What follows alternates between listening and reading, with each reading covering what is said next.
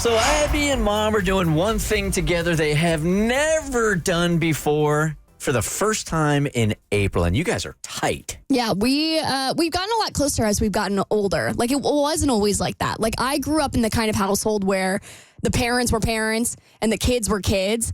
And I feel like there's a moment in every parent's life where all of a sudden they wake up and they're like, oh, this is like an adult person that I raised and we can actually be friends. Is there usually like a tipping point, like one thing that happens that makes them see you differently, or you think it just comes over time? Probably when you start paying your own insurance, that helps. Okay. But for me, it's been somewhat more recent. Like, I feel like the first couple of years since I lived in my hometown, there was still kind of like that parent-child dynamic of, well, I would just see them on the weekends, or we would hang out by the pool every now and then. And there didn't really seem to be much of a break between like when I was in college and then when I graduated, just because it all kind of melded together.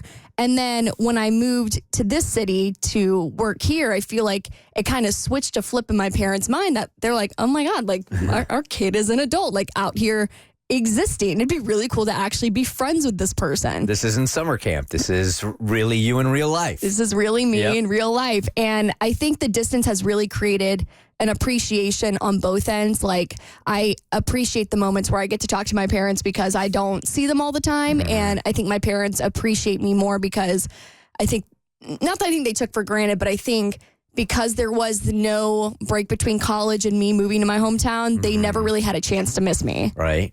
I think it's Jesse Itzler that has suggested that if you want to drop yourself into your relationship with your parents, how many times do you see your parents now? Maybe once every 2 or 3 months. Once. Okay, so that's more than most. It's pretty frequent, yeah. And your mom is like in her early 50s, early 60s? Late 50s. Okay, so what he says is, especially if you're living away from your parents, don't look at it as how old they are. Look at your time with them on how many times you're actually going to see them each year. So it's not how many years you have left with them. It's how many visits you have left with them. Oh my God, that's sad. It is depressing. But it will drop you right in because a lot of people live away from their parents and maybe they see them twice a year. And then when you start to multiply that, what are you going to do? See your parents like 20 more times before they pass away if they're in like their 60s. That'll drop you right into the relationship. Oh my God, that's heartbreaking. Well, anyway, I got to see them when they came down for Bert's Big Adventure, and I think my parents were really feeling it because they were all tears while they were at BBA.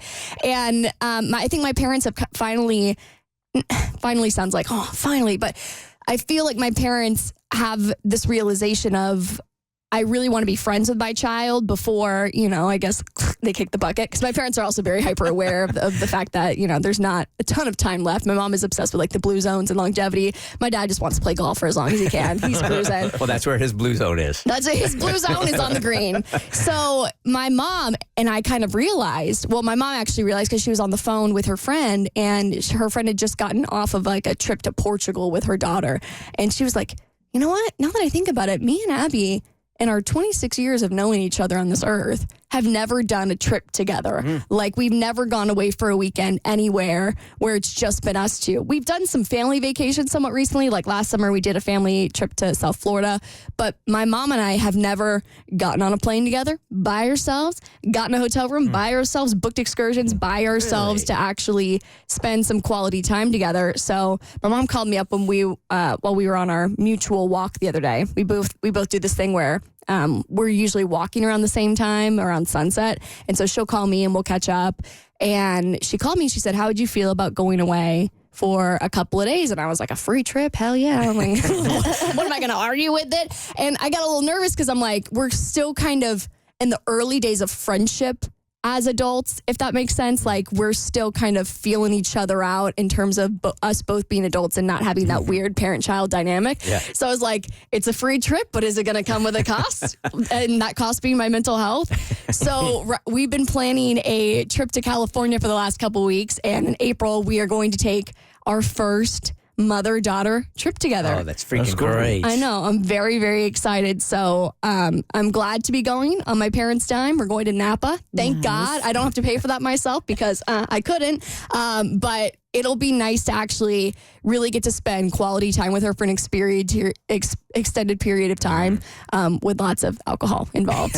And just the two of you, not like other family members involved as well. Nope, just me, my mom, a couple glasses of Cabernet, and some bike tours around Napa. So I'm excited. Yeah, I'm on the heels of having that trip with my now 21-year-old son to Japan, right? A couple of months ago. How long ago was that?